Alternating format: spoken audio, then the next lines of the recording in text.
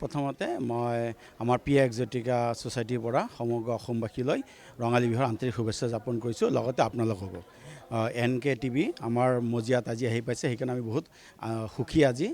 আৰু প্ৰথমবাৰৰ বাবে পি এক্সটিকা ছ'চাইটি সামূহিকভাৱে আমি ৰঙালী বিহু উদযাপন কৰিছোঁ।